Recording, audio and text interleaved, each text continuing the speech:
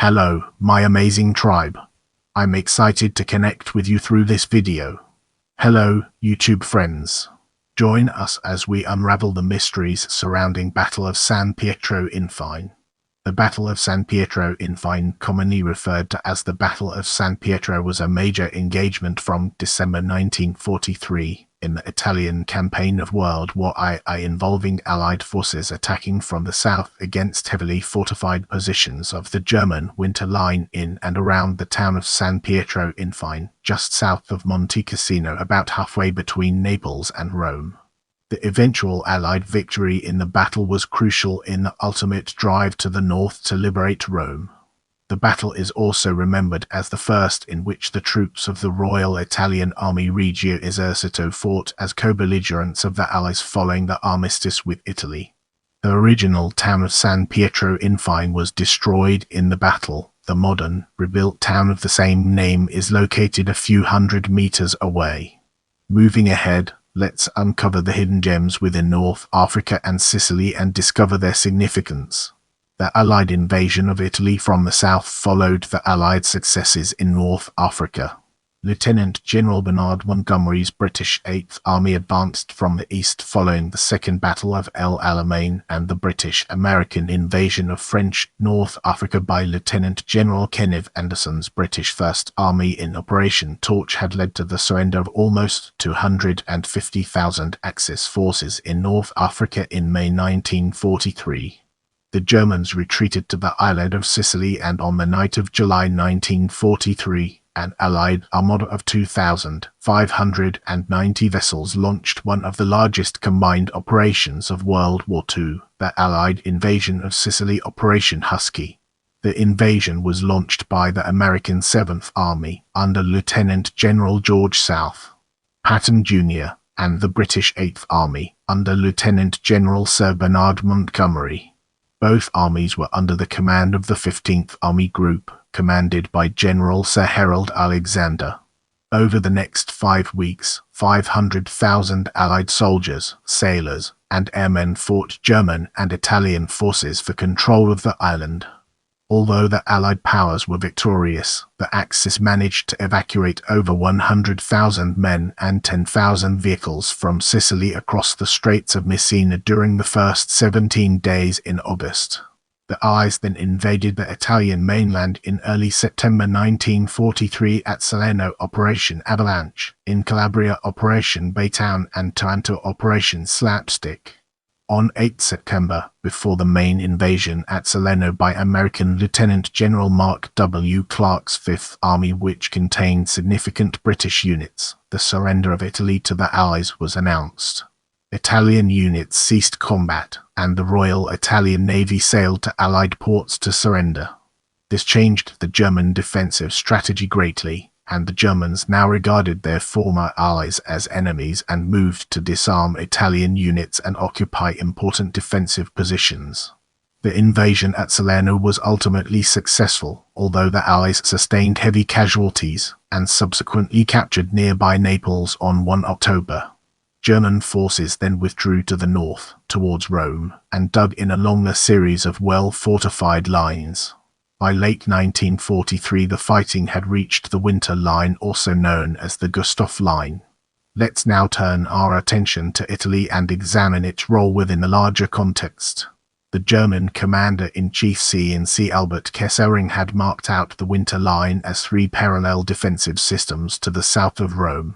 The defensive lines were called the Reinhard Line, Gustav Line, and Hitler Line, placed one from the other, taking advantage of the point at which the Italian peninsula is nearest. They served as a formidable series of obstacles in the path of the Allied march toward Rome. The Reinhard was the southernmost of the 3 and was the German fallback position from the Barbara Line and Volturno Line further to the south as German forces retreated gradually up the peninsula. The Reinhard was also called the Bernhardt Line. The Reinhard was actually a southern bulge in the stronger Gustav Line to the north. On the eastern side, the Reinhard went from the Sangro River to the Adriatic Sea, along which length it was identical to the Gustav Line. Then, in the west, It bulged south from Cassino to incorporate the mountains overlooking the approaches to the Liri Valley and then moved west to the mouth of the Garigliano River. The line passed directly through the town of San Pietro Infine, blocking the Minono Gap, the pass through which Route 6, the main road up the center of Italy from Naples to Rome, ran toward Cassino and the entrance to the Liri Valley. Brace yourselves for the next chapter, where we'll be dissecting preparations. Montelungo area, December 1943. The Germans occupied San Pietro in September 1943 to prepare the defenses. They evacuated all non-essential Italians from the town, meaning women, children and old men. They conscripted able-bodied men to help set up the defenses and requisitioned available vehicles and beasts of burden. They set up a defensive apparatus in the whole territory, in particular on Monte Samcoro and Monte Lungo, which overlooked the Minono Gap.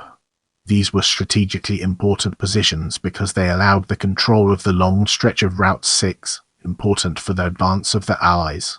The Fifth Army began to attack the Rhine-Bernhardt line on 5 November, and the attacks continued into December. The Battle of San Pietro was preceded by Allied attacks on the Camino Hill Mass at the entrance to the Minono Gap, named for the small town on the road at that point. The entire hill mass is about 10 kilometers long and 6 kilometers wide. After that, the main Allied effort was against the German defenses on Monte Samcoro and Monte Lungo, which dominated the narrow valley on the northeast and southwest respectively. As a point of historical interest, the assault on Monte Lungo was aided for the first time by the 1st Italian Motorized Group, part of the recently reconstituted Italian army, now fighting on the side of the Allies. Prepare yourself for an eye-opening discussion on the battle in the upcoming portion of this video. The direct attack on the German positions in and around San Pietro began on 8 December by Major General Geoffrey Keyes II Corps of the Fifth Army. The positions were defended by 2 battalion-sized elements of the 15th Panzer Grenadier Regiment, 29th Panzer Grenadier Division, and a battalion of the 71st Infantry Division, all part of German 10th Army's XIV Panzer Corps. After a week of intense attacks and counterattacks, the US 36th Division's 143rd Infantry Regiment, the 3rd Ranger Battalion, and the 504th Parachute Regimental Combat Team 504th PRCT commanded the heights of the Samcoro Mass. The US 36th Division then planned a further effort for 15 December. The 143rd Infantry, assisted by the 504th PRCT, would continue to push west along the shoulders of Samcoro and take San Vito del Lazio, while to the south of Route 6 the 142nd Infantry, supported by the Italian 1st Motorized Group, were to capture Monte Lungo. In the center, the 141st Infantry would attack San Pietro itself. The main attack of the 36th Division started at 12 on 15 December. In an effort to break the German defenses in the town, 2 platoons from the 753rd Tank Battalion attacked with 16 Sherman tanks and tank destroyers. The armored attack failed due to mines and anti-tank fire. 4 of the 16 tanks survived. After 4 successive Allied attacks and German counterattacks, II Corps held the dominating ground on both flanks, Monte Lungo and the Samcoro peaks, so the Germans pulled back from San Pietro. The Germans counterattacked on 16 December to cover their withdrawal as they retreated to positions farther north at Cedro Hill, Monte Porcia, San Vito, and the western spurs of Samcoro. As we move forward, let's uncover the untold stories and fascinating intricacies of aftermath. The Battle of San Pietro was part of the overall campaign to breach the Bernhardt-Reinhard line, some 10 kilometers deep at that point. It took 6 weeks of heavy fighting from early November to late December to overcome the German defenses. During that time, the Fifth Army sustained 16,000 casualties. The highway through the Minono Gap to the Liri Valley was nicknamed Death Valley by members of the attacking force.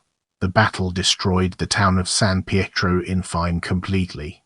Destruction was wrought by a combination of close combat, both Allied and German mortar and artillery, and German scorched earth policy.